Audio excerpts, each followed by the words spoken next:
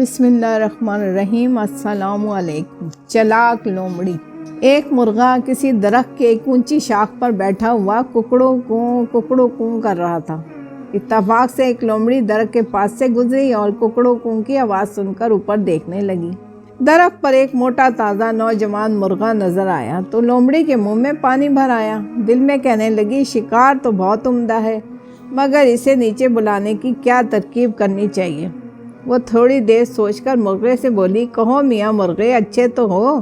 مرغے نے جواب دیا، مہربانی ہے، سناؤ تمہارا مزاج کیسا ہے؟ لومڑی نے مسکرا کر جواب دیا، تمہاری دعا سے ہر طرح کا آرام ہے۔ ہاں تو میں تو بھول ہی جاتی تھی، میں نے آج ایک بہت ہی اچھی خبر سنی ہے، تمہیں کچھ معلوم ہے؟ مرغے نے جواب دیا، کیسی خبر؟ مجھے تو کچھ معلوم نہیں۔ لومڑی نے کہا، ارے تمہیں ابھی تک اطلاع نہیں ملی؟ جنگل کے سب جانوروں نے فیصلہ کیا ہے کہ آئندہ ایک دوسرے کو چیرنا پھاڑنا چھوڑ دیں گے اور سب آپس میں مل جل کر رہا کریں گے، اس لیے اب تمہیں مجھ سے ڈرنے کی کچھ ضرورت نہیں۔ آؤ اس درخت کی ٹھنڈی چھاؤں میں بیٹھ کر کچھ دیر باتیں کریں۔ مرغا ہنس کر بولا، نہیں، نہایت اچھی خبر ہے، مگر وہ دیکھو سامنے کون آ رہا ہے۔ لومڑی نے گھبرا کر پوچھا، کون ہے؟ مرغے نے کہا، دو شکاری کتے ہیں۔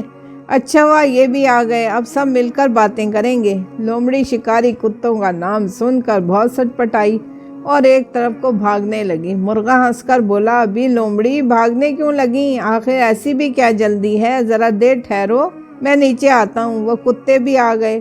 اب ہمیں ایک دوسرے سے ڈرنے کی کیا ضرورت ہے، آؤ بیٹھ کر باتیں کریں۔ لومڑی نے کہا، نہیں، ہو سکتا ہے ان کتوں نے بھی تمہاری طرح یہ خبر نہ سنی ہو۔ اچھا، میں پھر کسی وقت آؤں گی، خدا حافظ۔ یہ کہہ کر لومڑی یہ جا وہ جا۔